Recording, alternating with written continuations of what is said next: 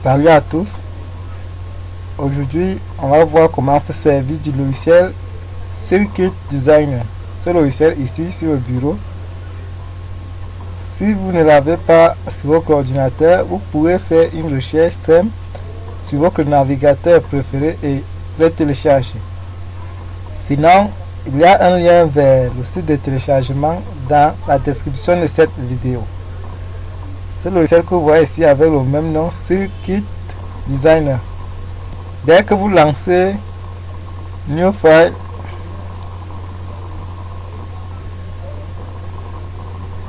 le logiciel se charge. Alors je précise que on va pas faire ici une présentation exhaustive du logiciel. Ce sera juste une prise en main pour que vous vous familiarisez avec et vous-même vous pourrez entrer en profondeur en fonction de vos différents besoins. Alors comme vous le voyez, c'est un peu familier en tout cas au logiciel FreeZine. D'abord voilà notre environnement de travail. Si on veut faire apparaître les grilles, on clique et on déclic pour que les grilles apparaissent. Là, j'ai rien encore inséré, ça ne peut pas avoir d'effet. On a ici à gauche tous nos composants. D'abord ici les breadboards, les composants basiques comme des résistors, les transistors, des inputs qui sont par exemple des boutons pour soi, output par exemple des LED, des microcontrôleurs, ainsi de suite. Alors, insérons une breadboard pour câbler notre LED. Voilà notre breadboard.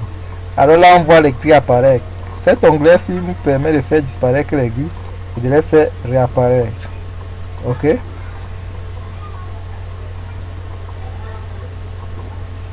Si on doit ajouter maintenant une LED, la LED c'est une sortie. Allons sur Output, on va trouver une LED là-bas. Vous voyez, il y a toutes sortes de couleurs. Il y a des écrans LCD, des buzzers. Nous, on va prendre une LED et on prend la LED verte, on la met ici. Alors la connexion est effective dès que vous voyez les points bleus apparaître. Ça veut dire que le composant est connecté avec les pins de la breadboard. Là, on va chercher une résistance. Et résistance, c'est disponible dans basique ici. On cherche, voilà, je crois que voilà. On peut placer notre résistance là. Bon, déplaçons un peu. Ok, comme je l'ai dit dans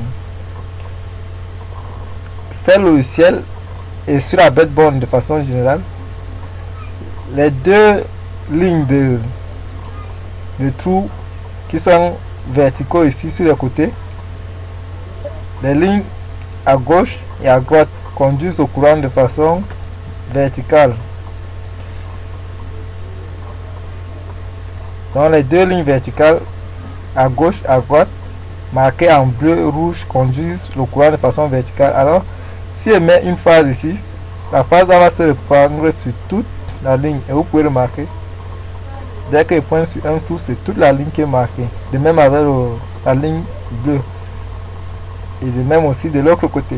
Mais en revanche, d'autres lignes, les lignes qui sont au milieu, dès que vous pointez sur un trou, les conditions sont horizontales. Ce qui fait que le point 6 c'est le même point là, c'est le même point là. Ainsi de suite. Là, décidons d'insérer notre Arduino. Arduino, on va aller dans microcontrôleur. Microcontrôleur ici. On a tous les Arduino ici et voir méga. Pourquoi pas? Non, méga, c'est juste un exemple. Si c'est la pin 13 que je veux relier, je maintiens, je conduis jusqu'au point où je veux connecter, je m'arrête. Et en maintenant un clic droit sur le fil, je peux le déplacer à ma guise. On maintient le clic droit, vous voyez comment. Le clic gauche, autant pour moi, on le déplace à notre guise.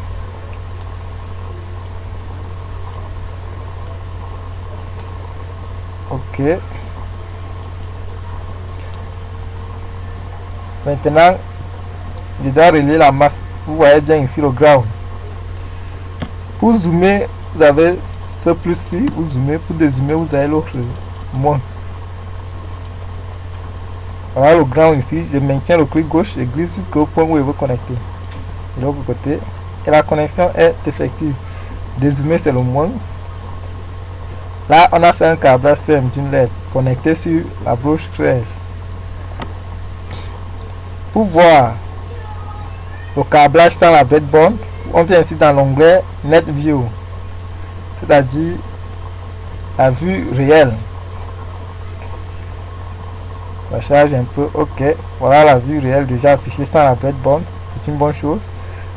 Et ce qui est important avec ce logiciel, c'est que ici on peut voir la liste du matériel. Donc si c'est un compte rendu que vous devez faire, vous faites la liste du matériel, vous exportez ça ici sur le format CSV.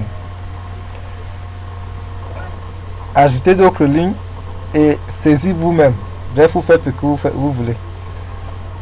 L'autre point important, on va revenir sur notre breadboard. Si par exemple vous voulez exporter, vous cliquez ici. Si vous voulez partager, autant pour moi, exporter, vous cliquez là. Et supposons par exemple qu'il va ajouter du texte pour nommer une figure. Je clique sur le symbole T là. Et puis j'ancre mon texte ici. Par exemple, je vais mettre Lambert. Et dès que vous cliquez sur un composant, que ce soit du texte que j'ai cliqué ou alors cette résistance ici, ces propriétés apparaissent ici.